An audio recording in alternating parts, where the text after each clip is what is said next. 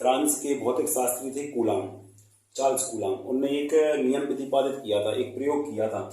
दो बिंदु आवेशों के मध्य लगने वाले बल की गणना करने के लिए उन्होंने प्रयोग किया था और उस प्रयोग को एक नियम के द्वारा ने हम लोगों को समझा दिया। नियम क्या था? नियम देखते हैं। नियम ये था कि दो स्थिर बिंदु आवेश, जैसे हमारे देखो बिल्कुल डायग्राम देखकर पूरी डेफिनेशन आपको समझ में आ जाएगी।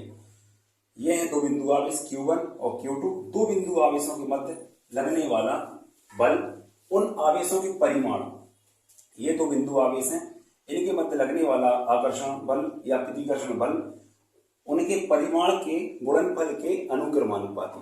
उनका परिमाण क्या है? इसका एक बिंदु आवेश का Q1 है, एक बिंदु आवेश का Q2 है।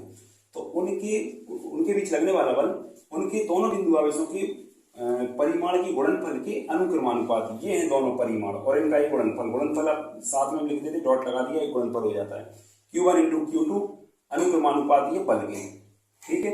और बीच की दूरी, जो उनके बीच की दूरी है R, उसके वर्ग के व्युत्क्रमानुपाती होता है। तो ये है बीच की दूरी। ये जो हम बोल रहे हैं ना, इसी को मैंने यहाँ शब्दों में लिख दिया है। तो बीच की दूरी क्या है? ये है R। तो उनके बीच की दूरी के वर्ग के व्युत्क्रमानुपाती होता है। और दोनों को अगर मिलाकर लिख दें, दोनों को मिलाकर लिखने पर F समानुपाती या अनुक्रमानुपाती, इसको हम समानुपाती भी बोलते हैं, अनुक्रमानुपाती बोलते हैं। F समानुपाती Q1 इंटू Q2 यानी दोनों बिंदु आवेशों का परिमाण और डिवाइड में बटे R स्क्वायर जो इनके बीच की दूरी है। तो Q1 इंटू Q2 बटे R स्क्वायर। ये था कूलाम के नियम का प्रतिपादन।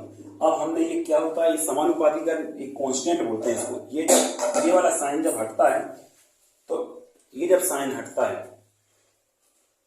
तो इसकी जगह हम इक्वल टू लगाते हैं। तो ये जब साइन हटता है, तो ये जैसे ही साइन हटेगा इक्वल टू लगेगा तो कांस्टेंट आ जाता है इनके बीच में। ये कांस्टेंट के है और इस के क्या हो गया? कांस्टेंट बोले तो एक नियतांक, इसको हिंदी में बोले तो नियतांक।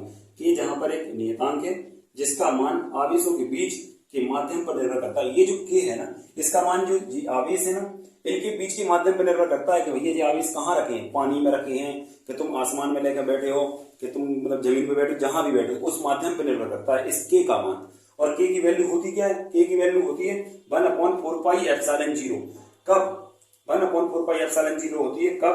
वायु या निर्वात के लिए, के लिए। तो बस इसका मान हमने कहाँ रख दिया? इसमें रख दिया समीकरण 1 में।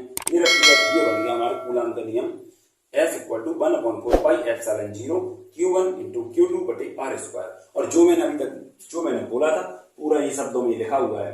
फिर से एक बार बोल दूं मैं, कूलाम दो स्थिर बिंदु आवेश स्थिर होने चाहिए। कूलाम का नियम क्या है? बिंदु आवेशों के लिए सिद्ध है, बहुत सत्य है।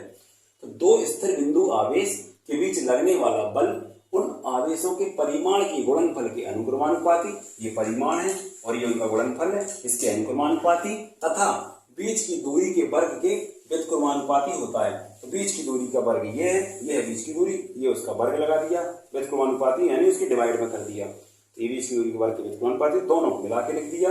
ये लिख दिया, इतना सा कूलाम का नियम था, बस हो गया।